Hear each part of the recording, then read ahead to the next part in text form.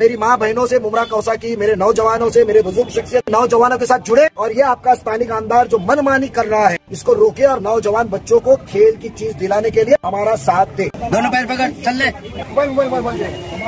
आराम से मेरे भाई, आराम से। ग्राउंड की मांग के लिए बैठे थे और बहुत उनकी जरूरी मांगे हैं। अफसोस इस बात का है कि बड़े बड़े मुंबई क्रिकेट एसोसिएशन और सचिन तेंदुलकर बनाने का, इरफान पठान बनाने का सपना दिखा रहे हैं, मगर यहाँ की मुमरा के नौजवानों की जरूरत तो सिर्फ एक मुख्तसर वक्त पे क्रिकेट खेलने की है। उनके मैदान छीने जा रहे हैं। जो मैदान इलेक्शन के पहले हम लोगों ने पाम रिवेरा प्रोजेक्ट में अकोमोडेशन रिजर्वेशन के तहत 25,000 मीटर का ग्राउंड हमने मुहैया कराया था, जिसके लिए शासन की 1.5 करोड़ की निधि भी हमने लाई थी। वो जबरन ये बच्चों को खेलने से दूर रखने के लिए एमसीए को दिया गया और बड़ी बड़ी बातें हो रही है। आजकल तो वीडियो बनाने वाले लाख रुपए भी मिल जाते हैं, अच्छे वीडियो बनाते हैं, मैं भी खेलूंगा, मैं भी खेलूंगा, मगर जो खेलने वाले बच्चे बेचारे भूख हड़ताल पे बैठे हैं, उनसे हमने बातचीत की। उनके 3 मुद्दे हैं। एक तो उनका मुद्दा पहला यह है कि जो 5 एकड़ का मैदान है, जो हमारी पहले डिमांड थी, उनकी साथ में डिमांड थी कि मुमरा के आवाम को समझिए, वोट मिलना बोले तो उनको जहन से समझना नहीं है कि मुमरा के आवाम को हमने कहा था कि जो 5 एकड़ का मैदान है वो खुला कीजिए आवाम के लिए। और मुंबई क्रिकेट एसोसिएशन को इतना मुमरा के आवाम की फिक्र है तो आप मुमरा स्टेडियम ले लीजिए, वहाँ इंडोर अकेडमी बनाइए, क्रिकेट की अच्छी क्रिकेट की तालीम दीजिए, सब कुछ दीजिए। मगर बाजू के डेवलपमेंट के लिए जिन्होंने इरफान पठान साहब का फोटो लगा के जो फ्लैट बेच रहे हैं, जिनके प्रोजेक्ट के अंदर लिखेला है ब्रोशर में पाम रिवेरे का 4 एकड़ का मैदान हमारा एम्यूनिटी में, उनके चंद पैसे और टक्केवारी के लिए आप मुमरा के बच्चों को दूर रख रहे हैं। हम तो वो एमसीए के मैदान को भले पेपर पे उनको पोजेशन और रजिस्टर करके दिया है, वक्त पड़ा है तो हम पूरी आवाम को रास्ते पे उतारेंगे, बट एमसीए को वहां होने नहीं देंगे। एमसीए को बनना है तो स्टेडियम में जाइए। ऑलरेडी नजीब जब दिया हुआ है वहाँ पर स्टेडियम में, तो यहाँ पर देने की जरूरत क्या थी? सेकंड चीज, अभी आपने देखा एक नया वीडियो आया मुमरा स्टेडियम में बाहर की जो खुली जगह थी, जहाँ हमने मुमरा स्टेडियम को कमर्शियल बनने वाला था, जहाँ महफूज मामा वॉलीबॉल का टूर्नामेंट कराता है, वो जगह पे दर्शन भोईर नाम के एक बंदे को, कोच है, उसको प्राइवेट दे दिए। वो पैसे लेके खिलाएगा बच्चों को, हर जगह पे टक्केवारी चलेगी और उनको लगता है कि अच्छा दिखने वाली चीज हमको चाहिए जो हमारा हक है। ये हक बाकी की जगह पे क्यों नहीं रहता है? हर जगह पे सरकारी चीजों को लेना, मुमरा के आवाम गरीब है, माइनॉरिटी की है, मुसलमान है, तो ये चिल्लाना। तो मुझे बताइए ना कि एमसीए हमको मैदान खेलने देगी, वो दर्शन भोईर का फ्री में सिखाएगा, और इतना करना है तो मुमरा करे, ये खुले मैदान करे। बच्चों को हमने आश्वासन दिया कि अमृत नगर के गंदगी फैला हुआ मैदान है, उसके लिए हमने 1.5 करोड़ रुपया लाया। उधर बाजू में सीनियर सिटीजन का वॉक और उसके दरगाह कब्रस्तान के बाजू में, उसके अंदर मैं आपको बताता हूँ, सीनियर सिटीजन का वॉक, ओपन जिम मैं आपको अभी बता रहा हूँ। हो सकता है, अमृत नगर वासियों को कहता हूँ मैं आपके जरिए, हो सकता है कल से कोई ना कोई आके काम चालू कर देगा। ये देखो, ये मैदान का नक्शा है,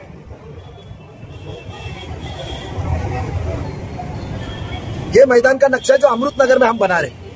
तो बेसिकली काम करेंगे, बच्चों के जज्बात हैं। मैंने उनसे दरखास्त किया हूँ कि बेशक हम आपके साथ हैं, आपकी तबीयत का ख्याल रखिए। हमारा जावेद नौजवान, उसको बहुत ही शुगर लो हो गई, 47 आ गई, उसको जबरदस्ती हमको एडमिट कराना पड़ा, उसको कुपोषण छोड़ना पड़ा। मैं यहाँ के विधायक और उनके साथी जो आजू बाजू घूम के वीडियो बना रहे हैं, मैं उनसे कहूँगा कि बच्चों के जज्बात से आप ना खेलो। वोट मिलने से आप हम आपके गुलाम नहीं है। इंशाल्लाह आने वाले दिनों में नौजवान इनकी जगह दिखाएंगे।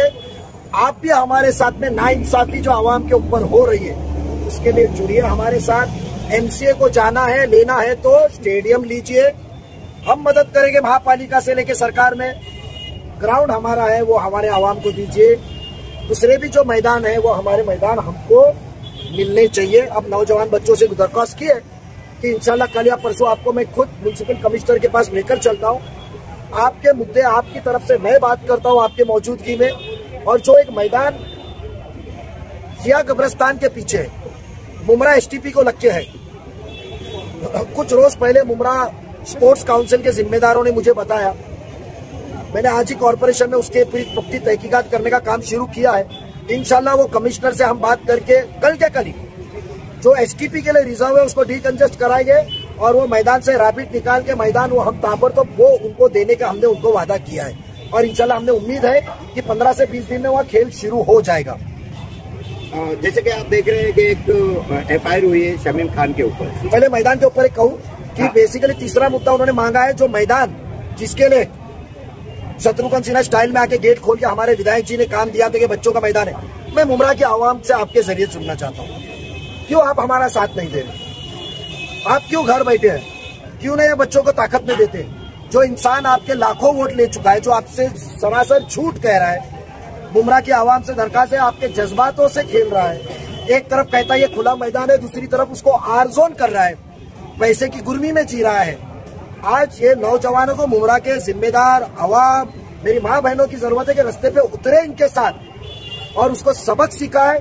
जो आपको चंद वोट आपने उसको क्या दिए, वो आपका मालिक बन के आपको लूटने का और बर्बाद करने का काम कर रहा है। मेरी दरखास्त है मुमरा की आवाम, मेरी माँ बहनों से कि ये नौजवान बच्चों के साथ जुड़िए, इनका साथ दीजिए। हम तो दे रहे हैं और जितनी अल्लाह ने ताकत दी है उतना उनका साथ देंगे। नजीब सर, इस भूख हड़ताल का कुछ असर पड़ा है? 100% असर पड़ा है। क्या क्या असर पड़ा है? असर पड़ा है, कमिश्नर को पता चल गया है, कलेक्टर को पता चल गया है। और ये बच्चों को लेकर हम इनकी जो मांगे इंशाल्लाह जरूर हम इनके साथ खड़े रह के इनको दिलाएंगे। कितने जल्द से जल्द मिलेगा सर? मैंने आपको अभी बताया ना, 1 टप्पा 2 टप्पा 3 टप्पा। एक तो हमने गवर्नमेंट में रोक लिए, जो आवाज साहब आर जोन कराए थे वो हमने रोक लिए। जो 25 गेट मार के आओ बच्चों खेलो कहा था वो रोक लिए। दूसरा जो एमसीए को दिया, हमारी जिद है कि एमसीए स्टेडियम ले, वो मैदान हमको वापस दे। रही बात तीसरी, वो जो तीसरा मैदान दिखाया है वो ताबड़ से हम काम चालू कर रहे हैं 2 से 3 दिन में। कल कमिश्नर की उसी काम चालू करने के लिए मीटिंग है।